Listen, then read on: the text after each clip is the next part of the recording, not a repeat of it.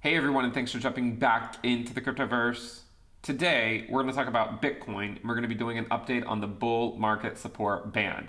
If you guys like the content, make sure you subscribe to the channel, give the video a thumbs up, and also check out the Telegram channel, which you can find a link to in the description below.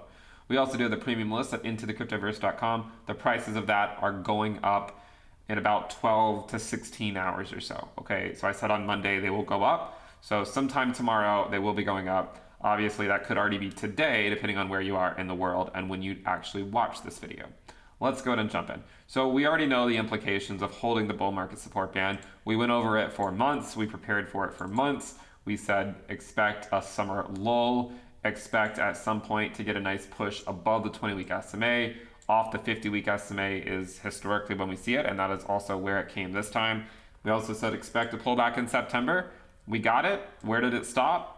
The bull market support band. We had a bounce exactly off the 20-week SMA. All right, and you can see, basically it came down right to this level, and we got a nice bounce off of essentially the exact price that the 20-week SMA was, more or less. Okay, and since then we've had a pretty nice bounce up from around 40K to 62K in just 2 or 3 weeks. So you see the power of bouncing off the 20-week SMA. Remember, when you test it, it never feels like you're going to hold it. And I said that back then. I said, look, there's no guarantee that we hold it, but the longer we hold it as support, the more optimistic I'm going to be. There are a lot of people that said the more we test 40K, the more likely it is to break. I said, no, the longer we test it and the lower we go and testing it right here, the better it actually is, because it shows that the bulls are there to actually hold the line and not go down without a fight. Now that we held the 20-week SMA, look at this. And here's another great example of why I like the 20-week SMA over the 21-week EMA. The 20-week SMA is where we bounced, not the 21-week EMA. 20-week SMA is where the bounce came from. So I do prefer the 20-week SMA, but I do think they both provide some validity. You can even see there are some wicks that had previously come down to the 21-week EMA. So I'm not saying it's not useful, and it's because I find them both useful that they are both included in the bull market support band. It's just that I normally talk about the 20-week SMA, and that's why. I do think it's slightly better. But actually, here's a great example of the 21-week EMA finding short-term support before we ultimately broke down the next week. But anyways, the 20-week SMA, if you're curious, is now coming in at a very modest 44.5K. The 21-week EMA is now at 47.9K. I told you guys that what we needed over here was just a little bit more time before the 20 weeks going to continue moving higher, even if we didn't get a bounce, right? Even if the price just stayed up here.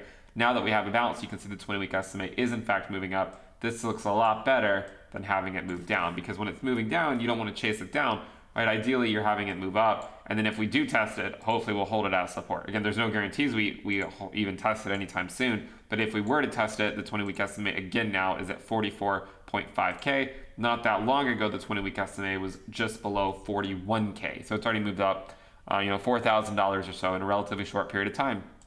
If you're curious, the prior all-time high of the 20-week SMA is right around $49,000. Okay, so again, we know the all-time high of Bitcoin is just shy of 65K, but the 20-week SMA all-time high is around $49,000. So at this rate, if Bitcoin continues moving up at this pace, it's not going to take very long before the 20-week SMA is putting in a new all-time high, and we could be seeing one maybe around early November, plus or minus, a week on either side, because again, it's going to be highly dependent on what the price does.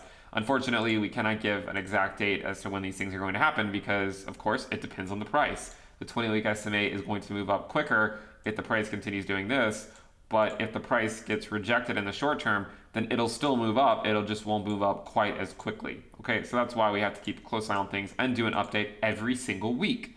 Now, this is an important milestone for Bitcoin because we just had the highest weekly close ever. Bitcoin had the highest weekly close in its entire history. That's pretty significant, and I think it just provides more support to the idea that 64K is not the market cycle peak. I've been saying this for months, right? I've said I don't think 64K is the market cycle peak. Even when we were up here, I said expect a lull in the summer. And it's funny because a lot of people use this lull as the reason that we were going to go all the way down to 10K. I said, no, this is kind of what we thought was going to happen, right? We said we're too far gone. We said we're too extended. I mean, this is how it played out, right? And what did we do when it mattered the most? Bitcoin held the line. So now we're moving up relatively quickly. We are still below the prior all-time high. However, we have put in a higher weekly close than we ever had before. The highest weekly close we've ever seen up until this most recent weekly close was just below 60K. Of course, that will depend on the exchange you use, but this candle closed at 61.5K, so approximately $1,500 higher than we had ever closed the weekly candles before. Might also be interesting to look at the 2-week candles. Now we still have another 7 days before this one closes, but if it closes above, again, around 60K, then that'll be the highest 2-week close we've ever had. If you go look at monthly candles, obviously we still have a couple weeks, but the highest monthly candle close is at around 58.8K. All right, so a lot of milestones here that Bitcoin is trying to take out. Clearly, the weekly is already gone. Next, maybe to look for would be the 2-week closing the highest it's ever closed. After that, the monthly candle closing is higher than it's ever closed. The only milestone left to look at is, in fact, the last top. Okay, so we already made it past this one. We are currently just above that one, but really the only prior one to take out is this one. Now, if you're curious, what is the highest daily close ever? The highest daily close in the history of Bitcoin is 63.6K. Okay, so about $1,300 higher than we currently are. And then clearly the all-time high was just below $65,000. So we still have some work to do. If you want to get an update on where the 8-week SMA is, some of you might be wondering, well, why is the 8-week important? Well, it could, in the event at some point during this leg, it might provide support. It provided support many times in this first leg over here. So the 8-week SMA right now is already at 51.9K. So we want to keep an eye on that, right? In the event of a dump, we'd like to hold support there. The reason we like to hold support there is because it gives us some wiggle room from having to go find support at the bull market support band. Because if we fall below that, then obviously the market turns somewhat bearish. If we hold the 8-week, then we don't even have to worry about the bull market support band. If we fail to hold the 8-week, then we have to contend very likely with the bull market support band again. You can note that the first time we had a weekly close below the 8-week over here, it implied that we were going to go test the bull market support band over here. The same thing happened back in 2013. Okay, if you go back to 2013 and you look at the double peak cycle, we were above the 8-week the entire time. The first time we had a weekly close below it, it implied, all right, we're going back down to the bull market support band. Same thing over here. And actually, you can look at the last cycle and look, whenever we closed below the 8-week, I believe we went down to test the bull market support band. We held it as support though, but going below the 8-week, we went to the bull market support band, right? Below the 8-week to the bull market support band. Over and over and over again.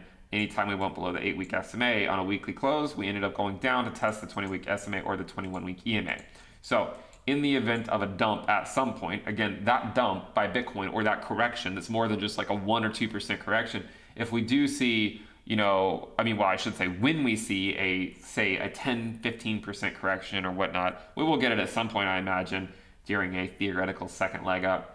The 8-week SMA is where we want to keep our eyes on, and currently it is coming in below $52,000. So it's about a $10,000 drop from where we currently are. But note, it is increasing relatively quickly. This has been quite a journey with everyone here. If you're watching, thank you so much for watching. Make sure you subscribe if you're not subscribed. We followed this indicator for a long time. I'm pretty happy to see how well it worked out in holding the 20-week. You guys see the power of it. You see why it's so important. The market sentiment has changed on a dime. The market cycle is not over. It does not look like Bitcoin is going back down to $10,000 like the bears would have you believe. Again, sometimes I've been a bear in the past. When we were up here, I was extremely bearish. And it was not a cool thing to be bearish at the time. But holding the bull market support band usually is a really good sign and can catalyze a new rally. At the very least, this has catalyzed a rally above 60K. Now we're contending with a prior all-time high. If history is any indication, then it might take some work to get past the all-time high. This one took a few weeks before we were able to break it. We will see if we're able to break it this time. Now, what's interesting, on the weekly time frame, we've just had 12 to 13% weeks in a row. Okay, this one was around 12%, this one was 13%, this one was 12.5%. So if the next one is 12%, if the one we're currently in is 12%, then we're going to be closing the week at $69,000. So I'll say that again. If the current week that we just started puts in the same gains that the last 3 weeks have seen, then it will take us to a very modest $69,000 per Bitcoin. Okay?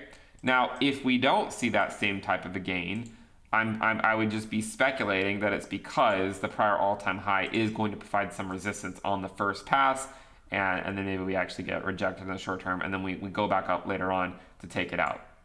Either way, I don't really think it matters. It's just more or less noise. If you guys like the content, remember to subscribe to the channel. We do have the premium list intothecryptoverse.com. You'll get access to weekly reports and videos, the Telegram alerts channel, the Telegram chat room, the risk dashboard, and more. Make sure you guys check it out. Prices are going up on Monday. Okay, so for me, they're probably going to be going up in 12 to 16 hours, something like that, from when I'm recording this video. But I don't exactly have any a time on it. It'll just go up sometime tomorrow.